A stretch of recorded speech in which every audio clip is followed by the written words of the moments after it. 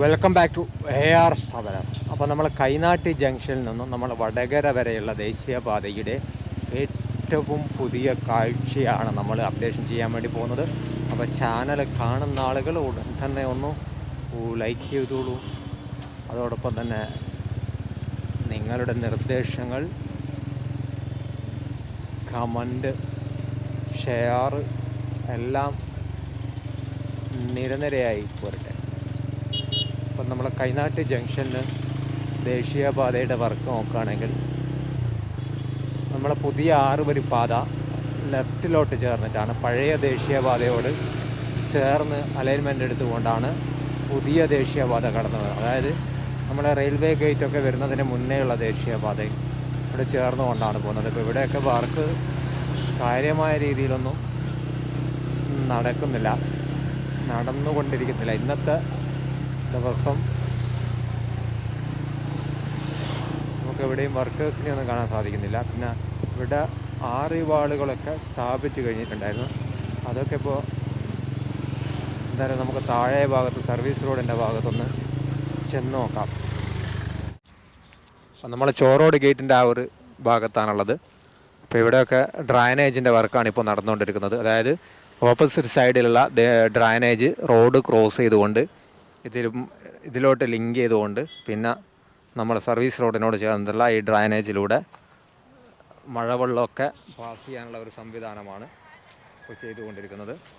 അതായത് 2 സൈഡിലുള്ള drainage one സൈഡിലേക്ക് ഒഴുകാനുള്ള, റോഡ് ക്രോസ് ചെയ്ത് വൺ സൈഡിലേക്ക് ഒഴുകാനുള്ള 6 വരി പാത ക്രോസ് ചെയ്ത് വൺ സൈഡിലേക്ക് ഒഴുകാൻ വേണ്ടിയിട്ടുള്ള ആ ഒരു ഡ്രൈനേജാണ് നേരത്തെ നിർമ്മിക്കുന്നത്.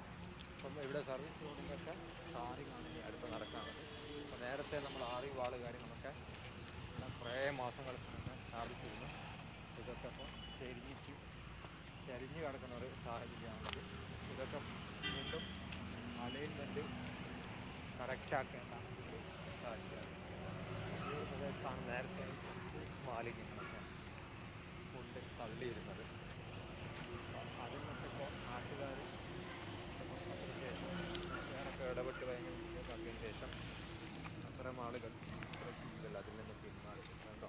ഞങ്ങളിവിടെ 6 വാളുകളൊക്കെ സ്ഥാപിച്ചപ്പോൾ മോഹൻലാലിനെ പോലെ ഇങ്ങനെ ചെരിഞ്ഞ് മോഹൻലാലിൻ്റെ സ്റ്റൈലിൽ നിൽക്കുന്ന ഒരു കാഴ്ചയാണ് ഈ ഭാഗത്ത് കാണുന്നത്. എന്തായാലും ഇതൊക്കെ മാറ്റി അലൈൻമെൻറ്റോടുകൂടി ചെയ്യേണ്ടിയിരിക്കുന്നു.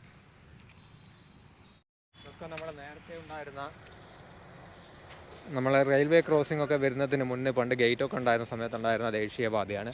ആ ദേശീയപാതയുടെ ഭാഗമാണ് ഇപ്പോൾ സർവീസ് റോഡായിട്ട് ഉപയോഗിച്ചുകൊണ്ടിരിക്കുന്നത്. ഇവിടെയൊക്കെ ദേശീയപാത ഉയർന്നിട്ടും സർവീസ് റോഡ് താഴ്ന്നിട്ടുമാണ് വരുന്നത്. ഇവിടെയൊക്കെ ഡ്രൈനേജിനകത്ത് കംപ്ലീറ്റ് മഴയായതുകൊണ്ട് വെള്ളം നിറഞ്ഞിരിക്കുന്ന ഒരു കാഴ്ചയാണ്. അപ്പോൾ ഇവിടെ കാറി വാള് നിർമ്മിച്ചിട്ടുണ്ട്. ഇനി സർവീസ് റോഡിൻ്റെ വർക്കാണ് ഇവിടെയൊക്കെ നടക്കാനുള്ള. അപ്പം പഴയ താറിങ്ങിൻ്റെ വേസ്റ്റൊക്കെ, പഴയ ദേശീയപാതയുടെ താറിൻ്റെ വേസ്റ്റും കാര്യങ്ങളൊക്കെ ഇവിടെ വന്നടിച്ച് ഫില്ല് ചെയ്തുകൊണ്ട് സർവീസ് റോഡിൻ്റെ അടുത്ത വർക്ക് നടക്കാനുള്ള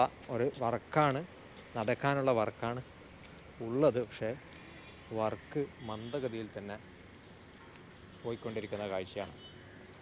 ഇവിടെ വലിയൊരു അണ്ടർ പാസേജ് കുറച്ച് മുന്നോട്ട് വരുന്നുണ്ട്. ആ ഒരു അണ്ടർ പാസേജ് കൂടി നമുക്ക് കണ്ടു നോക്കാം. പഴയ ദേശീയപാതയാണത്. പഴയ ദേശീയപാത സർവീസ് റോഡിൻ്റെ താഴെ നമ്മൾ റെയിൽവേ ക്രോസിംഗ് ഒക്കെ ഉള്ള സമയത്തുള്ള ദേശീയപാത.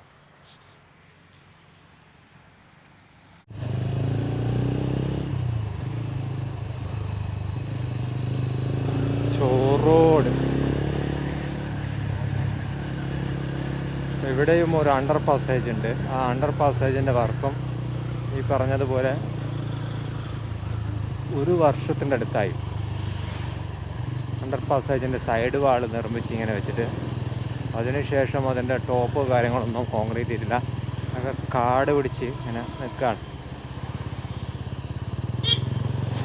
പിന്നെ അടുത്തതായിട്ട് വർക്ക് നടക്കുന്നത് നമ്മുടെ റെയിൽവേ ക്രോസിങ്ങിൻ്റെ ഭാഗത്തുള്ള വർക്ക് ഇപ്പോഴും നടന്നുകൊണ്ടിരിക്കുന്നുണ്ട്. അതിൻ്റെ പില്ലറും കാര്യങ്ങളൊക്കെ കോൺക്രീറ്റ് ചെയ്തുകൊണ്ട് ഇതിൻ്റെ മുകളിൽ സ്റ്റീൽ ഗേഡറും കാര്യങ്ങളൊക്കെയാണ് വരുന്നത്. അപ്പോൾ അതും കൂടി നമുക്ക് ജസ്റ്റ് കണ്ട് നോക്കാം.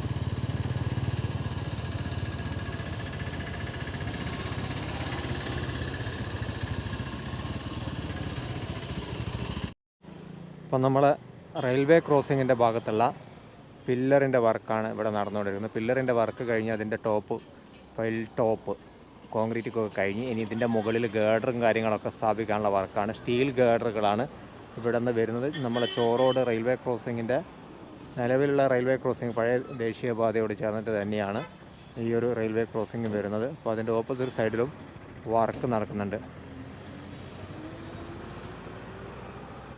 അപ്പോൾ നമ്മൾ ഓപ്പോസിറ്റ് സൈഡിലുള്ള റെയിൽവേ ക്രോസിങ്ങിൻ്റെ ഭാഗത്തുള്ള പില്ലറിൻ്റെ വർക്കൊക്കെ കഴിഞ്ഞ് കോൺക്രീറ്റിങ് കഴിഞ്ഞ് ഇതിൻ്റെ മുകളിൽ സ്റ്റീൽ ഗേഡർ വെക്കാനുള്ള വർക്കാണ് നടക്കാനുള്ളത്. അപ്പോൾ സ്റ്റീൽ ഗേഡറുകൾ നമ്മളെ വടകര കോട്ടക്കടവ് ഭാഗത്താണ് നിലവിൽ വെച്ചിരിക്കുന്നത്. ഇവിടെ വെക്കാനുള്ള അസൗകര്യക്കുറവുണ്ടാണെന്നറിയില്ല. അവിടെയാണ് നമ്മൾ ഓഫ്ലോഡ് ചെയ്തത് കണ്ടത്. ഇവിടെയൊക്കെ നമ്മളെ ഈ പുഞ്ചിരി മില്ലിൻ്റെ ഭാഗത്തുള്ള ഒരു അണ്ടർ പാസേജിന് വേണ്ടിയിട്ട് ഒരുപാട് ഗേഡറുകൾ കോൺക്രീറ്റ് ചെയ്തിട്ടുണ്ട്. ആ കോൺക്രീറ്റ് ചെയ്ത ഗേഡറുകളൊക്കെ സിനിമ പോസ്റ്റർ സ്ഥാനം പിടിച്ചിരിക്കുകയാണ്.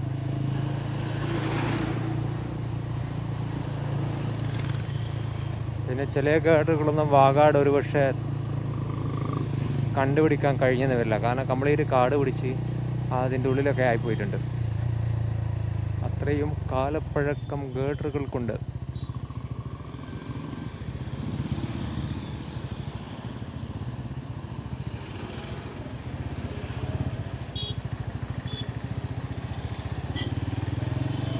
ഇവിടെയാണ് നമ്മൾ അണ്ടർ പാസേജ്. ഇപ്പോൾ ഈ അണ്ടർ പാസേജ് 6 വരി പാതയുടെയും അണ്ടർ പാസേജിൻ്റെ പില്ലറിൻ്റെ വർക്ക് കഴിഞ്ഞിട്ടുണ്ട്. അപ്പോൾ വൺ സൈഡിൽ നേരത്തെ ഗേഡറും കാര്യങ്ങളൊക്കെ ഇൻസ്റ്റാൾ ചെയ്തിരുന്നു. അതിൻ്റെ മുകളിൽ ഷട്ടറിങ് വർക്ക് കഴിഞ്ഞിട്ടുണ്ടായിരുന്നു. ഇനി അടുത്ത പില്ലർ അടുത്ത റോയിലുള്ള പില്ലറിൻ്റെ മുകളിൽ ഗേഡ് ഇൻസ്റ്റാൾ ചെയ്യാനുള്ള ലോഞ്ച് ചെയ്യാനുള്ള വർക്കാണ് നടക്കാനുള്ളത്. ഇതാണ് നമ്മുടെ പുഞ്ചിരിമിൽ ജംഗ്ഷൻ. നമ്മളെ പാർക്ക് ഹോസ്പിറ്റലിലൊക്കെ ഫ്രണ്ടിൽ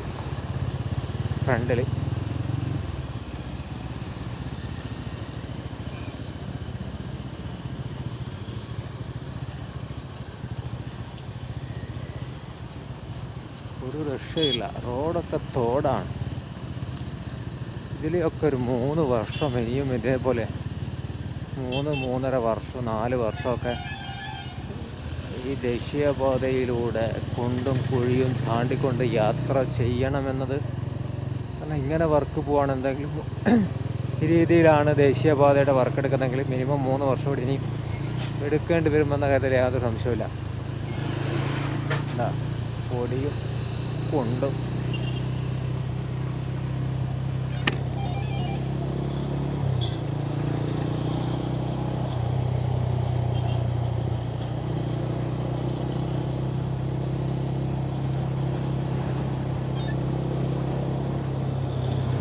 ഇവിടെയൊക്കെ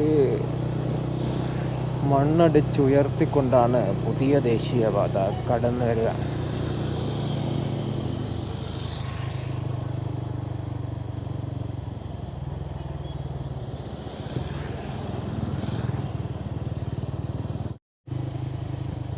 ഇതാണ് നമ്മളെ ആശാ ഹോസ്പിറ്റലിലൊക്കെ ഫ്രണ്ടിൽ നിന്നുള്ള ദുരന്ത കാഴ്ച. ഈ ലോഡ് എന്തിൻ്റെ ലോഡാണെന്നറിയോ? ഇത് നമ്മളെ ദേശീയപാതയിൽ പുതിയ സ്ട്രീറ്റ് ലൈറ്റ് കാര്യങ്ങളൊക്കെ സ്ഥാപിക്കാൻ വേണ്ടിയിട്ടുള്ള അതിൻ്റെ മെറ്റീരിയലാണ്.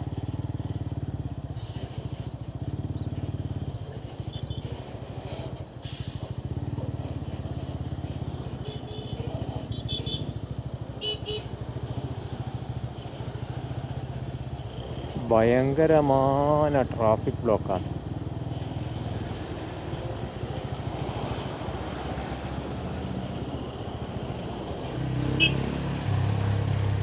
നമ്മളെ തെരുവത്ത് ജംഗ്ഷനിലെ സർവീസ് റോഡിലൂടെയാണ് നമ്മൾ വാഹനം സഞ്ചരിച്ചുകൊണ്ടിരിക്കുന്നത്. ഇപ്പം വടകരയെ സംബന്ധിച്ചിടത്തോളം ട്രാഫിക് ബ്ലോക്ക് അതിഗുരുതരമായ ഒരു പ്രദേശമാണ്. തെരുവത്ത് മുതൽ പുതിയ ബസ് സ്റ്റാൻഡ് വരെ. അപ്പം നിലവിൽ ദേശീയപാതയുടെ വർക്കും ഇവിടെ അത്യാവശ്യം വടകരയിൽ ഫാസ്റ്റായിട്ട് ഇപ്പോൾ നടക്കാൻ തുടങ്ങിയിട്ടുണ്ട്. ആശാ ഹോസ്പിറ്റലിൻ്റെ ഫ്രണ്ട് ഭാഗത്താണുള്ളത്. ഈ ഭാഗത്തൊക്കെ നിലവിലെ ഗേഡറുകളും കാര്യങ്ങളൊക്കെ കോൺക്രീറ്റ് ചെയ്ത് വെച്ചിട്ടുണ്ട്.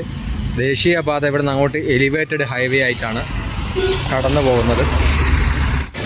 ഇവിടെ നിന്ന് അങ്ങോട്ട് റോഡ് സർവീസ് റോഡിലൂടെയാണ് വാഹനങ്ങൾ ഇരു സൈഡിലൂടെ സഞ്ചരിക്കുന്നത്. അപ്പോൾ ഇവിടെ നിന്ന് അങ്ങോട്ടാണ് എലിവേറ്റഡ് ഹൈവേ, പുതിയ ബസ് സ്റ്റാൻഡ് പ്രദേശം വരെ എലിവേറ്റഡ് ഹൈവേ ആയിട്ടാണ് കടന്നു പോകുന്നത്. ഇപ്പോൾ നല്ല ഹൈവേ നിർമ്മിക്കുന്നതിൻ്റെ ഭാഗമായിട്ടുള്ള അതിൻ്റെ മെറ്റീരിയൽസ് കാര്യങ്ങളൊക്കെ പഴയ ദേശീയപാതയിൽ ഇങ്ങനെ കൂട്ടിയിട്ടിരിക്കുകയാണ്. പിന്നെ അതേപോലെ തന്നെ പൈലിങ് അടിച്ച മണ്ണുകളൊക്കെ ഒരുപാട് ഈ ഭാഗത്തൊക്കെ കൂട്ടിയിട്ടിട്ടുണ്ട്. അതേപോലെ പില്ലറുകളൊക്കെ ഉയർന്നു വന്നൊരു കാഴ്ചയും നമുക്ക് കാണാൻ സാധിക്കുന്നുണ്ട്. നമ്മളെ തെരുവത്ത് ജംഗ്ഷനിൽ പില്ലറുകൾക്ക് ഉയർന്നു വന്നുകൊണ്ടിരിക്കുന്ന ഒരു കാഴ്ചയാണ് നമുക്ക് കാണാൻ സാധിക്കുന്നത്. 6 വരി പാതയുടെ ഇരു സൈഡിലുള്ള പില്ലറുകളും ഉയർന്നു വന്നുകൊണ്ടിരിക്കുന്ന ഒരു കാഴ്ചയാണ്. ഇതിൻ്റെ പൈൽക്കാപ്പാണ് ഇപ്പോൾ വർക്ക് നടന്നുകൊണ്ടിരിക്കുന്നത്. പൈൽക്കാപ്പിൻ്റെ വർക്കാണ് ഇപ്പോൾ നിലവിൽ നടന്നുകൊണ്ടിരിക്കുമ്പോൾ തെരുവത്ത് ജംഗ്ഷൻ എന്നുള്ള കാഴ്ചയാണ്. നമ്മൾ HDFC bank, family wedding centre, ICICI bank തുടങ്ങിയവയുടെ ഫ്രണ്ട് ഭാഗത്തുള്ള വൺ സൈഡിൽ പില്ലറുകൾ ഓൾറെഡി ഉയർന്നു വന്നിട്ടുണ്ട്. അടുത്ത റോയിൽ പില്ലറുകൾ ഉയർന്നു വരാൻ വേണ്ടിയിട്ടുള്ള അതിൻ്റെ പില്ലറിൻ്റെ ഭാഗം പിന്നെ ഫൈലിങ്ങും കാര്യങ്ങളൊക്കെ വർക്ക് കഴിഞ്ഞ് പിന്നെ പില്ലർ അടിച്ച് അതിൻ്റെ ഫൗണ്ടേഷൻ മറ്റു കാര്യങ്ങളൊക്കെ അതൊക്കെ നല്ല രീതിയിൽ നമ്മുടെ പുതിയ ബസ് സ്റ്റാൻഡ് പ്രദേശം വരെയുള്ള എലിവേറ്റഡ് ഹൈവേയുടെ പില്ലറുകൾ മാസങ്ങളിൽ തന്നെ നമുക്ക് കംപ്ലീറ്റ് ആവുന്നതാണ് ഈ ഒരു വർക്കിൻ്റെ ഇടയിൽ നമുക്ക് കാണുമ്പോൾ മനസ്സിലാവാനുള്ളത്. പിന്നെ ഗേഡറുകളാണ്, ഒരുപാട് ഗേഡറുകൾ സ്വന്തമായി ലോഞ്ച് ചെയ്യണ്ട, അതുകൂടി ലോഞ്ച് ചെയ്ത് കഴിഞ്ഞാൽ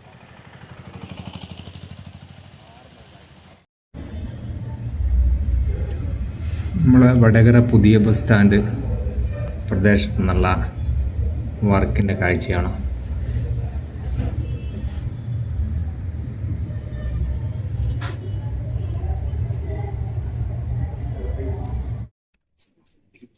നമ്മളെ പുതിയ ബസ് സ്റ്റാൻഡിൽ ഡ്രൈനേജിൻ്റെ കോൺക്രീറ്റിംഗ് വർക്കും അതോടൊപ്പം തന്നെ മറ്റ് ഡ്രൈനേജുകൾ ഇതുമായിട്ട് ലിങ്ക് ചെയ്തുകൊണ്ടിരിക്കുന്ന വർക്കാണ് പുതിയ ബസ് സ്റ്റാൻഡ് പ്രദേശത്ത് നടന്നുകൊണ്ടിരിക്കുന്നത്. അതേപോലെ തന്നെ പൈലിങ്ങിൻ്റെ വർക്ക് നടക്കുന്നുണ്ട്. സർവീസ് റോഡിനോട് ചേർന്നിട്ടുള്ള ഡ്രൈനേജിൻ്റെ വർക്കും പുതിയ ബസ് സ്റ്റാൻഡ് പഴയ നമ്മളെ ട്രാഫിക് സിഗ്നലിൻ്റെ ആ ഒരു ഭാഗത്ത് നടന്നുകൊണ്ടിരിക്കുന്നുണ്ട്. നമ്മളെ പുതിയ ബസ് സ്റ്റാൻഡ് പ്രദേശം എന്നുള്ള ദേശീയപാതയുടെ വർക്കാണ് കാണുന്നത്. പൈലിങ്ങിൻ്റെ വർക്കാണ് ഇപ്പോൾ പുതിയ ബസ് സ്റ്റാൻഡ് സിഗ്നലിൻ്റെ ഭാഗത്ത് നടന്നുകൊണ്ടിരിക്കുന്നത്. അപ്പോൾ അതിൻ്റെ ഭാഗമായിട്ട് പൈലിംഗ് അടിച്ചുകൊണ്ടിരിക്കുന്ന കാഴ്ചയാണ്. ഇവിടെയൊക്കെ നല്ല രീതിയിൽ ട്രാഫിക് ബ്ലോക്കും പൊടിയും പ്രശ്നങ്ങളും കാര്യങ്ങളൊക്കെ ആയിട്ട് ഗുരുതരമായ ഒരു അവസ്ഥയിലാണുള്ളത്. അതായത് ദേശീയപാതയുടെ വർക്ക് പുതിയ ബസ് സ്റ്റാൻഡ് പ്രദേശങ്ങളിൽ നല്ല രീതിയിൽ പുരോഗമിക്കുന്നുണ്ട്. ഈ ഒരു പുരോഗമനം കണ്ടിന്യൂസ് ആയിട്ട് തന്നെ നടക്കേണ്ടതുണ്ട്. അല്ലാത്ത പക്ഷം വടകര യാത്രക്കാർക്ക് ഒരു ദുരിതകരമായ ഒരു അവസ്ഥയാവും. അതോടൊപ്പം തന്നെ ഇവിടെ കച്ചവടം ചെയ്യുന്ന ആളുകൾക്കൊക്കെ അങ്ങേയറ്റം പ്രയാസകരമായ ഒരു സാഹചര്യത്തിലാണ് ഉണ്ടാകും. നിലവിൽ വർക്ക് നടന്നുകൊണ്ടിരിക്കുന്നത്. ആ വർക്ക് കണ്ടിന്യൂസ് ചെയ്യേണ്ട അതാണ് ഇനിയിപ്പോൾ വാഗാടിന്റെ ഭാഗത്തുനിന്നുള്ളത്. അപ്പോൾ ഇതാണ് പുതിയ ബസ് സ്റ്റാൻഡ് പ്രദേശം വരെയുള്ള വർക്കിന്റെ കാഴ്ച. ഇവിടെ വരെയാണ് പൈലിംഗ് ഇപ്പോൾ നടന്നുകൊണ്ടിരിക്കുന്നത്. അപ്പോൾ നമ്മുടെ പുതിയ ബസ് സ്റ്റാൻഡിൽ നിന്ന് നമ്മളെ തെരുവത്ത് ജംഗ്ഷനിൽ നിന്ന് ഉയർന്നു വരുന്ന എലിവേറ്റഡ് ഹൈവേ നമ്മളെ പുതിയ ബസ് സ്റ്റാൻഡ് കഴിഞ്ഞ് ആ ഒരു കൃഷ്ണകൃപ ഓഡിറ്റോറിയത്തിൻ്റെ ഒക്കെ ഫ്രണ്ടിൽ ഇവിടെ വന്നിട്ടാണ് ദേശീയപാത എലിവേറ്റഡ് ഹൈവേ താഴ്ന്നത്. ഇവിടുന്ന് താഴ്ന്നിട്ട് പിന്നെ വീണ്ടും നിലവിലുള്ള ദേശീയപാതയിലൂടെ സഞ്ചരിച്ചുകൊണ്ട് നിലവിലെ ദേശീയപാതയിലൂടെ തന്നെയാണ് താഴ്ത്തിക്കൊണ്ടാണ് ദേശീയപാത കടന്നു പോകുന്നത്. അപ്പം അതിൻ്റെ ഭാഗമായിട്ട് ഇവിടെയാണ് താഴ്ന്നത്. അതിൻ്റെ ക്രാഷ് ബാരിയറും കാര്യങ്ങളൊക്കെ നിർമ്മിക്കുന്നതിൻ്റെ ഭാഗമായിട്ട് കമ്പിയൊക്കെ കെട്ടിയിട്ടുള്ള ഒരു കാഴ്ചയാണ്. അപ്പം നമ്മുടെ വടകര വരെയുള്ള ദേശീയപാതയുടെ വർക്കിൻ്റെ അപ്ഡേഷനാണ് നമ്മൾ ഈ വീഡിയോനകത്ത് കാണിക്കുന്നത്. അപ്പോൾ ഈ വീഡിയോ നമ്മളിവിടെ വൈൻഡപ്പ് ചെയ്യാണ്. അടുത്ത കരിമനപ്പാലം മുതൽ മൂരാട് ആ ഒരു ഭാഗത്തേക്കുള്ള ഒരു പാർട്ട് 3 ആയിട്ടാണ് നമ്മൾ വീഡിയോ ചെയ്യാൻ ഉദ്ദേശിക്കുന്നത്. അപ്പോൾ ലൈക്ക് ചെയ്യാനും അതോടൊപ്പം തന്നെ ഷെയർ ചെയ്യാനും കമൻറ്റ് ചെയ്യാനും മറക്കണ്ട എന്ന് മാത്രം പറഞ്ഞോളി. അതോടൊപ്പം തന്നെ ചാനൽ സബ്സ്ക്രൈബ് ചെയ്യാത്ത ആളുകളൊന്ന് സബ്സ്ക്രൈബ് ചെയ്ത് സപ്പോർട്ട് ചെയ്യാം.